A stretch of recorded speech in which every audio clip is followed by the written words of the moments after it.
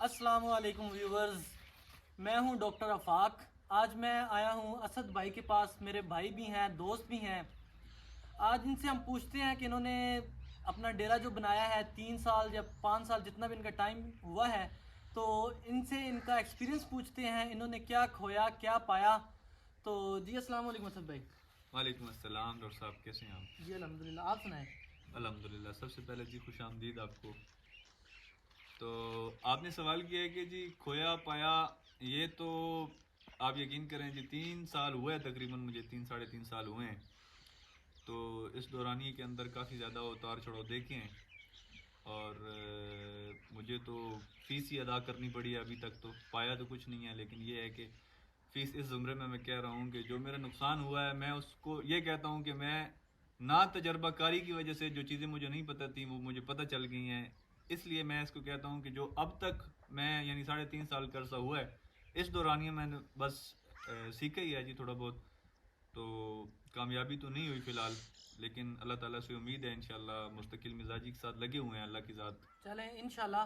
تو یہ بتائیں کہ کیا آپ نے سیکھا اور کیا آپ نے مطلب کس فارم پہ اپنے ڈیرے پہ کیا نقصان آپ کے ہوئے، تو یہ کچھ ویورز کو آپ بتا دیں تاکہ انہیں بھی فائدہ ہو، ہماری اس دھرتی پہ جو لوگ رہتے ہیں انہیں بھی فائدہ ہو، کس قسم کی کوئی بریڈ یا جو آپ کو مطلب کہ اس فیلڈ سے آپ کو پتہ چلا ہے وہ آپ جو ہے نا ویورز کو بتا دیں۔ ڈاکٹر صاحب، بڑا اہم سوال ہے یہ کہ فائدے کی وجوہات کیا ہو سکتی ہیں اور نقصانات کی وجوہات کیا ہو سکتی ہیں۔ یعنی یہ ہم لوگ یعنی آپ کسی بھی زمیندار کے پاس جائیں تو وہ یہ کہتے ہیں کہ ہمارے علاقے کے جو لوگ ہیں وہ یہ کہتے ہیں کہ اس کام میں کوئی فائدہ نہیں ہے۔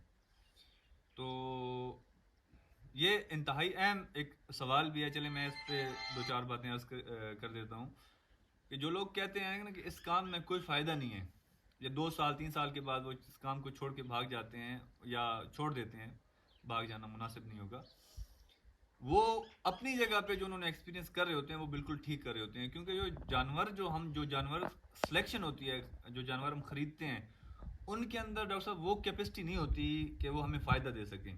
یعنی ایک جانور اگر 10 لیٹر دودھ دے گا تو وہ اس کا 10 لیٹر کاؤنٹ نہ کریں جتنا تک وہ دے رہا ہے، بلکہ اس کا آپ پورے سال کا اگر کاؤنٹ کریں، یعنی آپ نے ایک جانور کو جنوری سے دسمبر تک سارا کاؤنٹ کرنا ہے کہ وہ جانور جنوری سے لے کر دسمبر تک کھاتا کتنا ہے، دیتا کتنا ہے، اس کا بچہ کتنے کا سیل ہوا۔ اگر آپ ان ساری چیزوں کو کاؤنٹ کریں گے تب اس نتیجے پر پہنچیں گے کہ اس جانور کے اندر کیا فائدہ ہے۔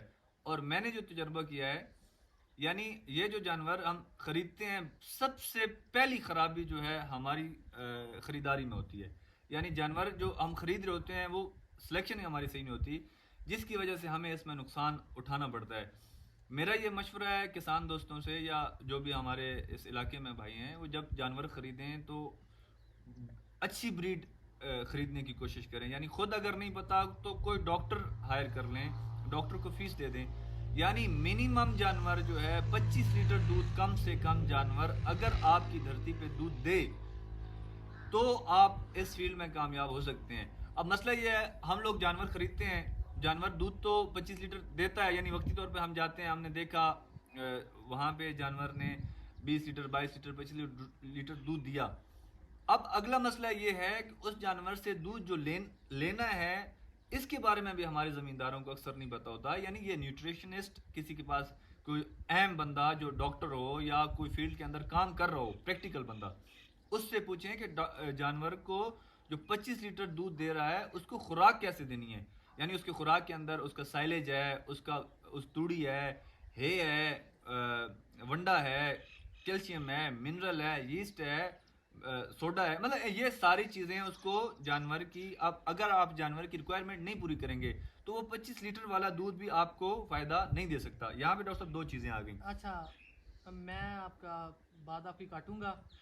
میں یہ کہنا چاہتا ہوں کہ جب آپ نے اپنا ڈیرا سٹارٹ کیا تھا تو میں آیا تھا، میں نے دیکھے تھے ماشاءاللہ آپ کے پاس 20-25 جانور تھے، جی تو وہ میرے خیال سے آپ کا ایک نیا ایک شوق تھا، آپ اینیملز لے آئے، تو اس میں سے آپ کو فائدہ ہوا تھا؟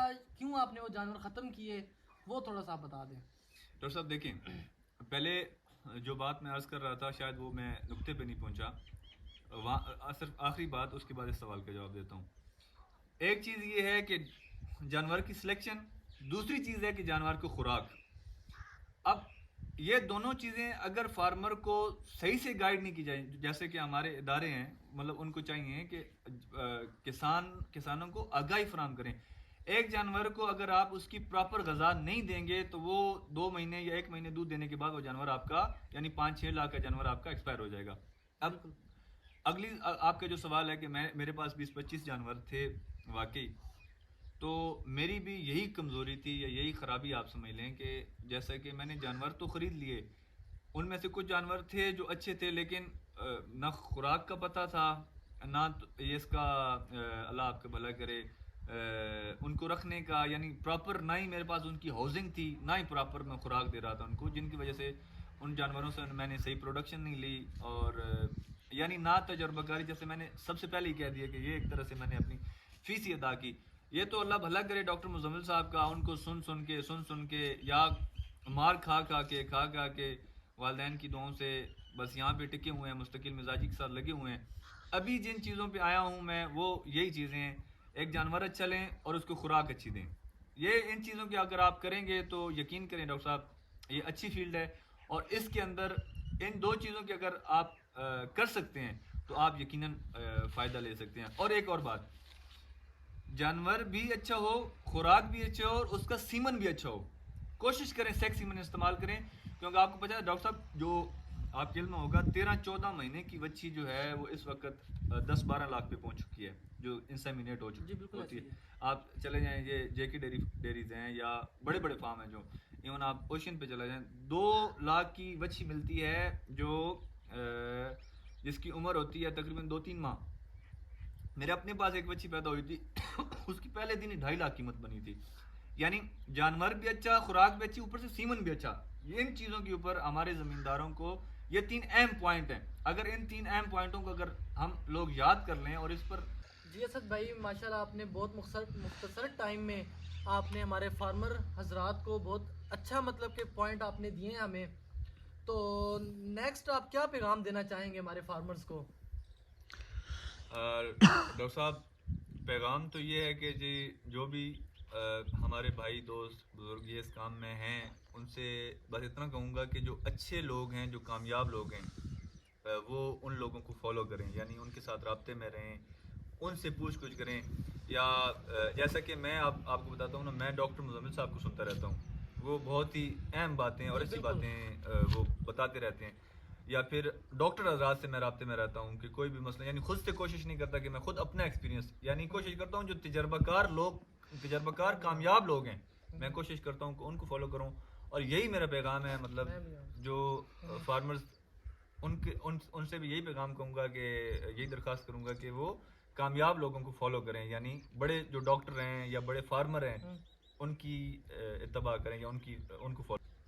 اور اسی طرح مطلب جیسے کہ ہمارے ایریا میں ڈاکٹر لیاقت صاحب ہیں, میں تو یقین کریں میں تو انہیں کا مرید ہوں. اور اسی طرح جو ہمارے علاقے کے ہیں ماشاءاللہ, یہ آپ خود بڑا اچھا ایکسپیرینس رکھتے ہیں اور اچھا کام کر رہے ہیں.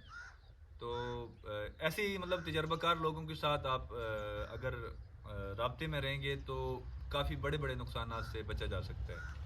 اچھا اسد بھائی آپ کا بہت شکریہ, آپ سے مل کے ہمیشہ کی طرح مجھے بہت اچھا لگا ہے. بہت شکریہ جی آپ کا.